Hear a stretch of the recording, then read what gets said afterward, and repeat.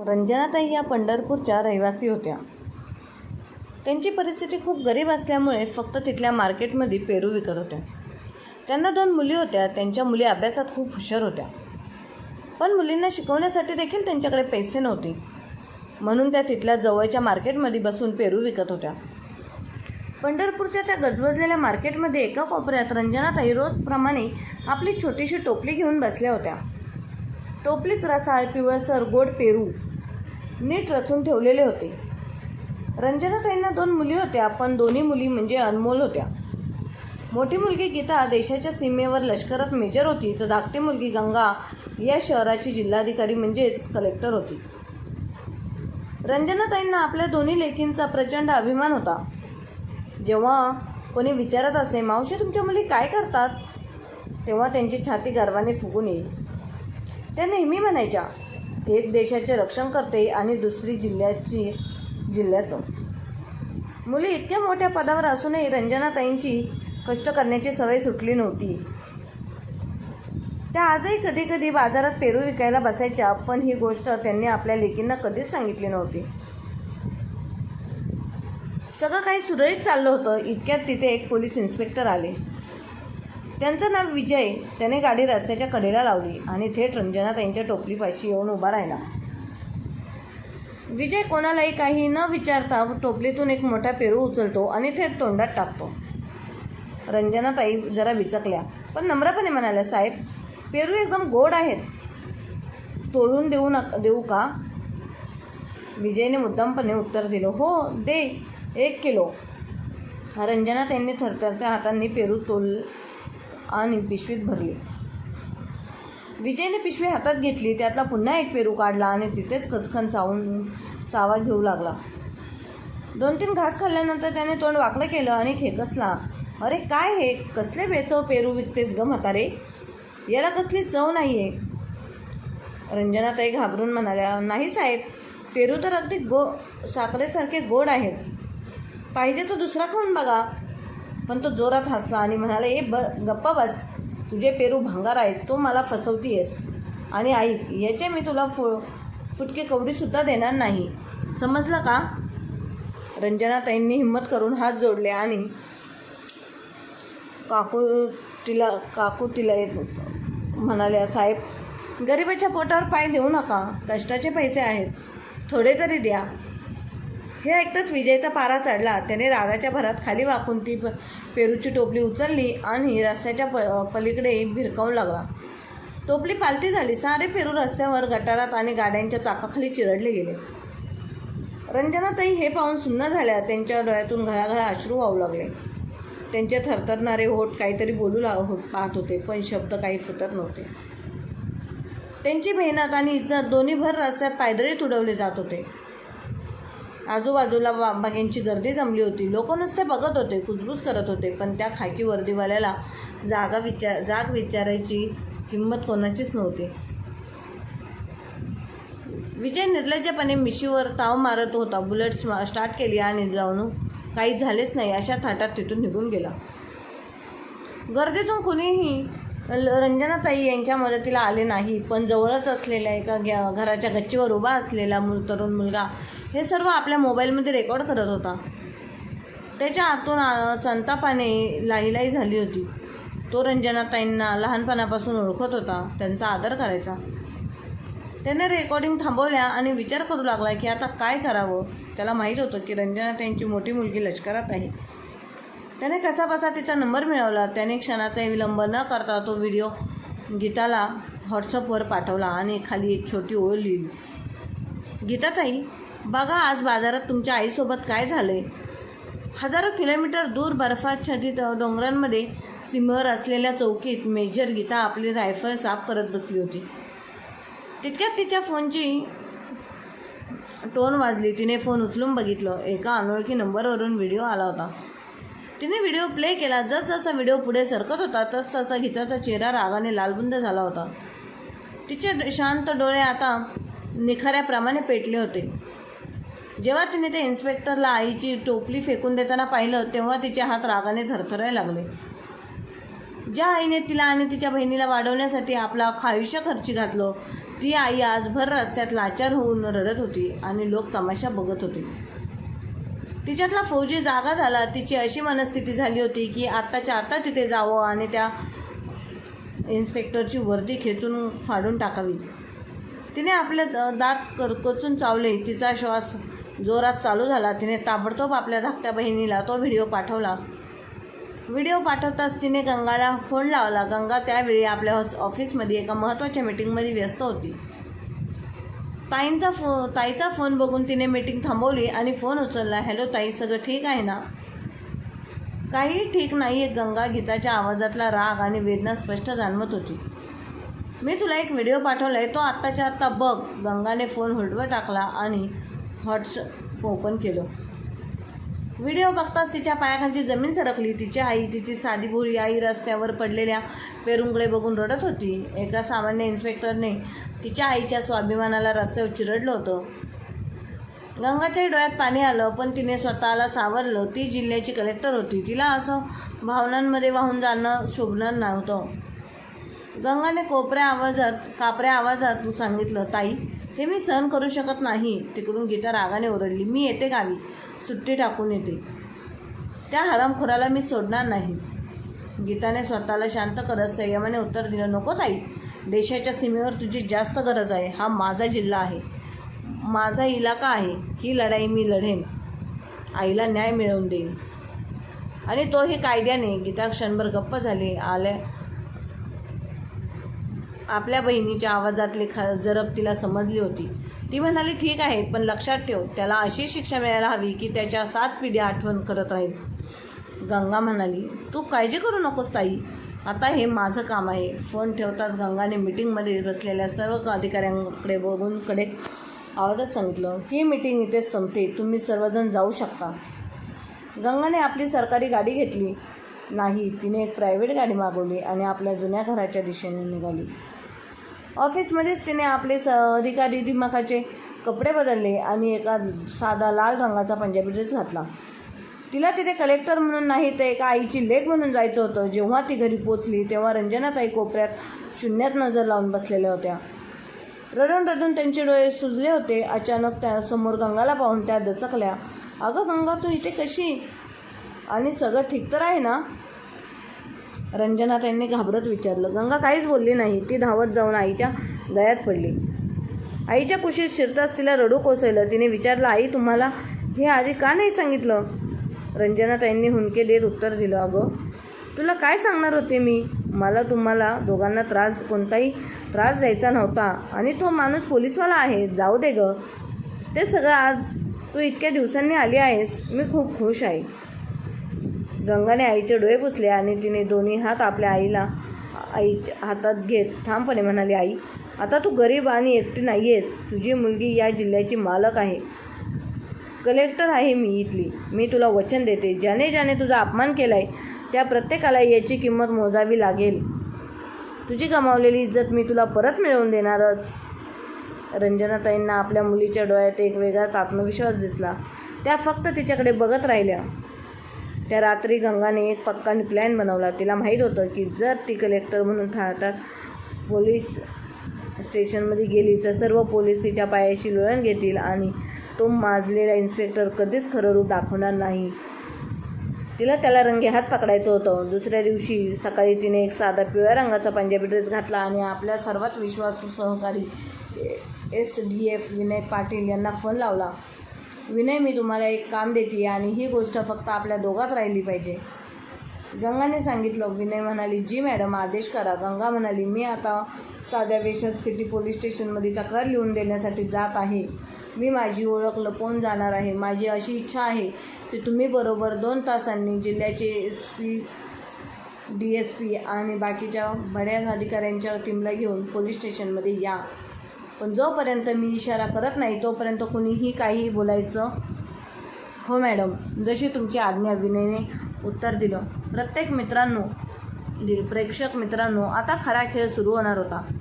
गंगाने चेहऱ्यावर ओढणी घेतली आणि एका सामान्य मुलीप्रमाणे रिक्षा पकडून ती सिटी पोलीस स्टेशनला पोहोचली. पोलीस स्टेशनचं वातावरण तसंच होतं जसं तिने विचार केला होता.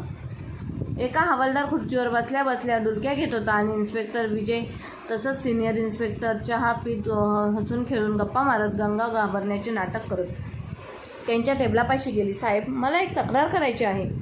सिनियर इन्स्पेक्टर शिंदेंनी तिला वरपासून खालीपर्यंत निरखून पाहिलं. काय झालं? कोणी छेडलं का? काल बाजारात इन्स्पेक्टर साहेबांनी जसं तिने इन्स्पेक्टर साहेबांचा उल्लेख केला तसा विजय सावध झाला. त्याने गंगाकडे डोळे वटारून पाहिलं. काय गं, कोणत्या इन्स्पेक्टरबद्दल बोलतेस आणि नाव काय तुझं? विजयने धरडावून विचारलं. जे तुम्हीच होता ते. काल तुम्ही बाजारात एका म्हातारीची पेरूची टोपली रस्त्यावर फेकून दिलीत. मी त्यांची मुलगी आहे, गंगाने आवाजात मुद्दाम भीती आणत सांगितलं. हे ऐकताच विजय आणि शिंदे जोरात हसायला लागले. अरेच्छा, म्हणजे तू त्या म्हातारीची पोरगी आहेस? होय, विजय टिंगल करत म्हणाला. मग काय झालं? ती म्हातारी रस्त्यावर घाण करेल तर लाठी पडणारच ना. चल निघ इथून. कोणतीही FIR घेतली चालणार नाही. गंगाने थोडं धाडस दाखवत म्हटलं. पण साहेब, हे बेकायदेशीर आहे. तुम्ही वर्दीचा चुकीचा वापर केला आहे. मला तक्रार द्यायची आहे. शिंदे आता ओरडला. ए पोरी, तू आम्हाला कायदा शिकवणार का?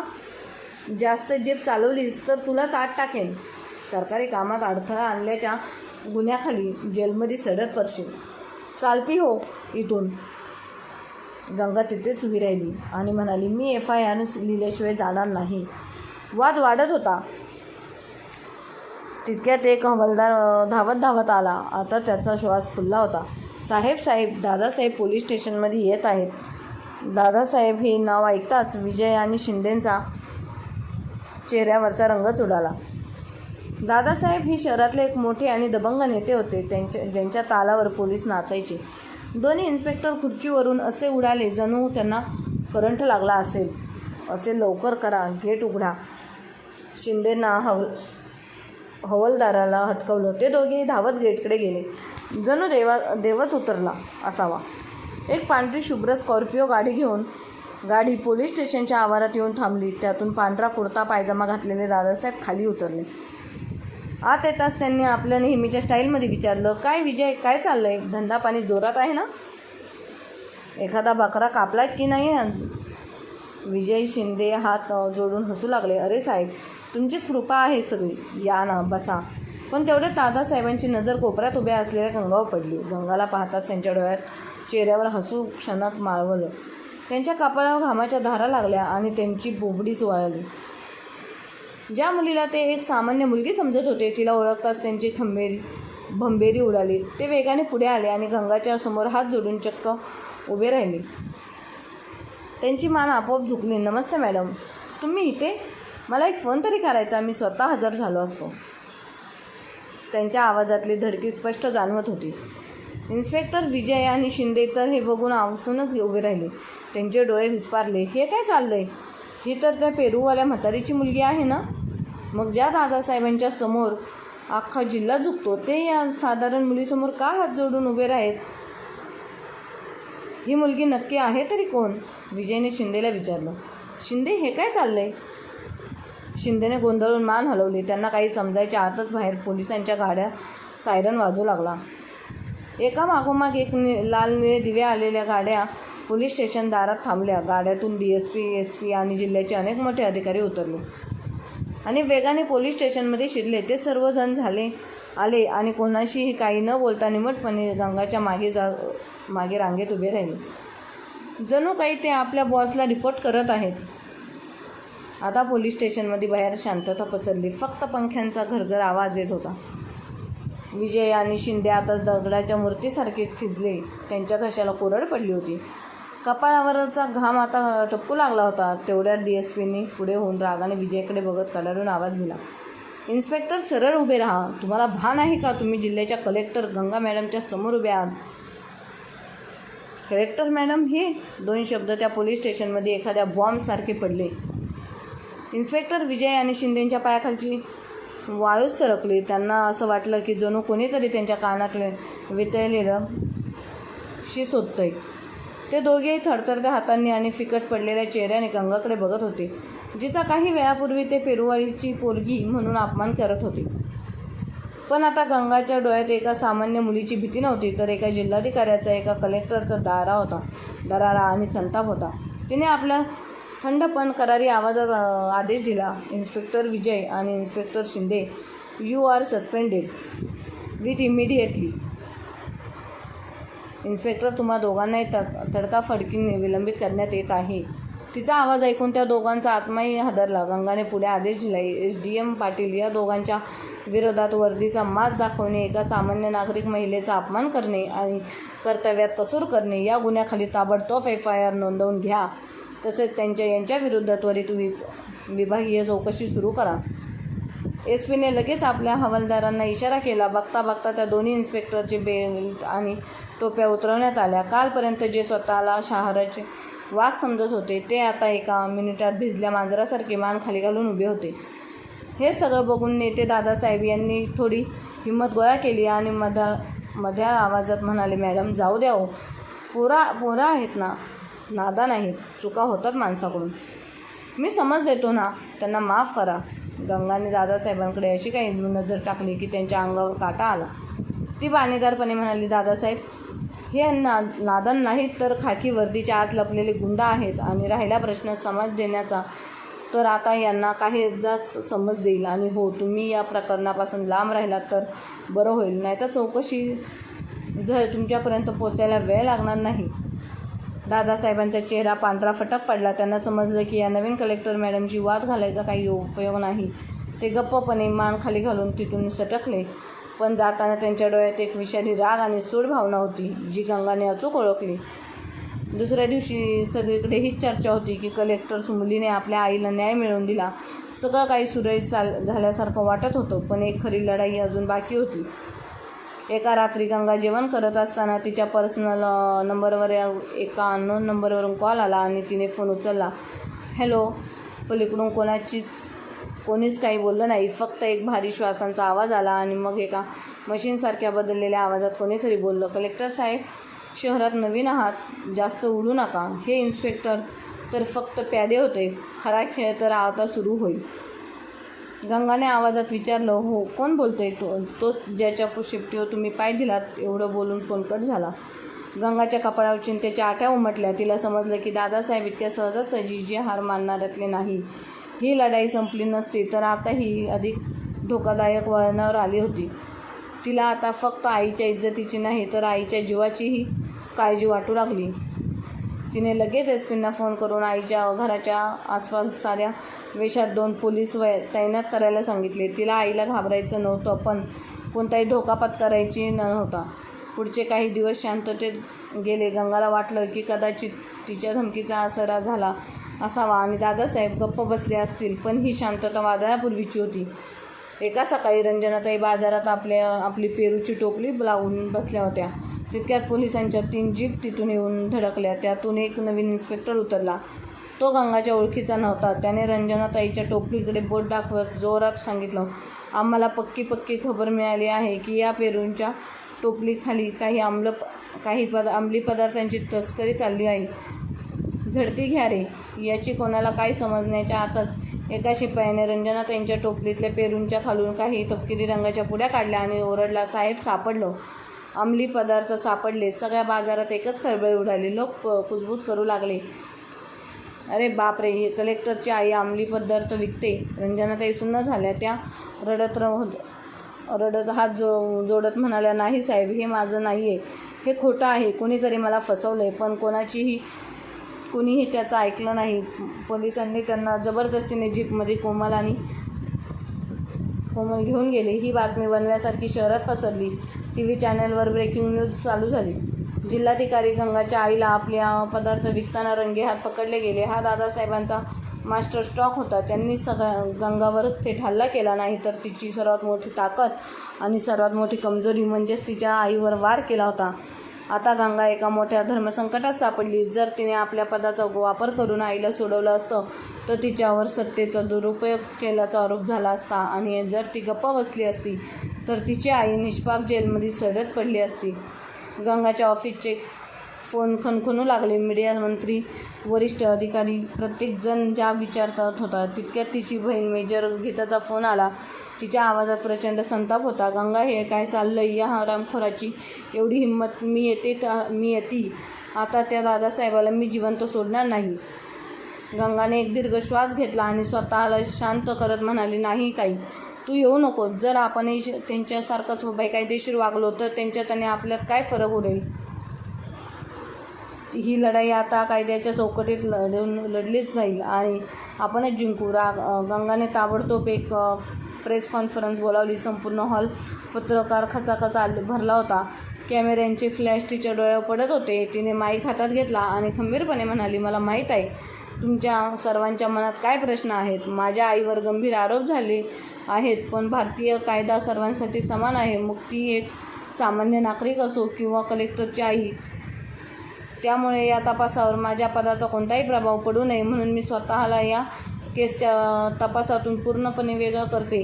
जिल्ह्याचे SP एका स्पेशल टीमद्वारे यांची निष्पक्ष चौकशी करतील. मला कायद्यावर पूर्ण विश्वास आहे. दूध का दूध आणि पाणी का पाणी होईलच. गंगाचा हा डाव बघून दादासाहेबसुद्धा चकित झाले. त्यांना वाटत होतं की गंगा गोंधळून जाऊन काहीतरी चुकीचं पाऊल उचलेल आणि अडकेल, पण तिने तर मोठ्या हुशारीने स्वतःला तपासून बाजूला करून तिने एका नैतिक विजय मिळवला होता. पण गंगा फक्त कायद्याच्या भरवशावर शांत बसली नाही. तिच्या डोक्यात काहीतरी वेगळं शिजत होतं. तिने लगेच त्या मुलाला बोलावून घेतलं. हा मुलगा तोच होता ज्याने पहिल्यांदा घटनेचा व्हिडिओ बनवला. गंगा म्हणाली, विनय, मला तुझी मदत हवी आहे. तू मार्केटच्या जवळ राहतोस. तिथल्या प्रत्येक हालचालींवर तुझं लक्ष असतं. मग शोधून काढ की ज्या दिवशी आईच्या टोपलीत आजूबाजूला कोण कोण फिरकलं होतं, कोणाची हालचाल संशयास्पद वाटली होती.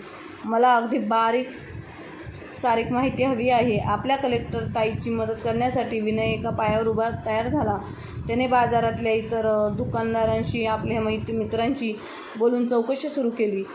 2 दिवसांच्या अथक प्रयत्नानंतर त्याला एक धागा सापडला. मार्केटच्या कोपऱ्यावर असलेल्या एका दुकानदाराच्या CCTV फुटेजमध्ये एक माणूस रंजनाताईंचे लक्ष नसताना त्यांच्या टोपलीतून हळूच काढून काहीतरी ठेवताना दिसला. त्याचा चेहरा पूर्ण स्पष्ट नव्हता, पण हा तोच माणूस होता ज्याला लोकांनी समस्येन झालेल्या इन्स्पेक्टर विजय आणि शिंदे यांच्यासोबत अनेकदा पाहिलं होतं. पुरावा हातात आला होता. हा सगळा बनाव साहेबांनी आपले प्यादे त्या निलंबित इन्स्पेक्टरला वापरून रचला होता. आता पाळी गंगाची होती. तिने SP साहेबांशी चर्चा करून एक सापळा रचला. त्यांनी शहरात एक मोठी अशी खोटी बातमी पसरवली की CCTV फुटेजमध्ये ड्रग्ज ठेवणाऱ्याचा चेहरा स्पष्ट दिसला असून पोलीस आता अटक करण्याच्या तयारीत आहेत. ही बातमी कानावर पडताच दादासाहेबांच्या पोटात खळबळ उडाली. घाबरून त्यांनी लगेच सस्पेंड झालेल्या विजयला फोन लावला. अरे विजय, तो माणूस पोलिसांच्या हाती लागता कामा नये. त्याला गायब करा, नाहीतर आपल्या सगळे अडकलोच म्हणून समजा. दादासाहेबांना कल्पनाच नव्हती की त्यांचा फोन अधिक पोलिसांनी टॅप केला होता. इकडे इन्स्पेक्टर विजय आणि शिंदे त्या माणसाला शहराच्या बाहेर एका सुनसान रानावर ठिकाणावर लावण्यासाठी पोहोचले. तिथे आधीच लपून बसलेल्या गंगा आणि SPंच्या स्पेशल टीमने त्यांना चौघे बाजूंनी घेरलं, रंगेहात पकडलं. पोलिसांच्या खाक्या बघताच त्या दोघांनी आणि त्या माणसाने पोपट्यासारखं सगळं सत्य ओकून टाकलं आणि दादासाहेबांचं नवीन नाव घेतलं. दुसऱ्या दिवशी सकाळी दादासाहेब आपल्या बंगल्यावरच्या वरांड्यात बसून चहाचे घोट घेत होते आणि आपला विजय साजरा करत होतो. तितक्यात दारावर जोरात थाप पडली. त्यांनी दरवाजा उघडला आणि समोर दृश्य बघून त्यांच्या हातातला कप खाली पडला. समोर स्वतः कलेक्टर गंगा, SP आणि पोलिसांचा मोठा फौज फाटा उभा होता. दादासाहेबांची बोबडी वळाली. हे काय आहे मॅडम? गंगाच्या डोळ्यात पोलिसांसारखी नजर होती. ती शांतपणे ठाम आवाजात म्हणाली, खेळ संपला आहे. दादासाहेब, तुमचे प्यादे पकडले गेले आहेत आणि त्यांनी तुमचे सगळे काळे धंदे उघड केले आहेत. दादासाहेब ओळखले, तुमच्याकडं काहीच पुरावा नाही. तुम्ही मला हात लावू शकत नाही. मी एक नेता आहे.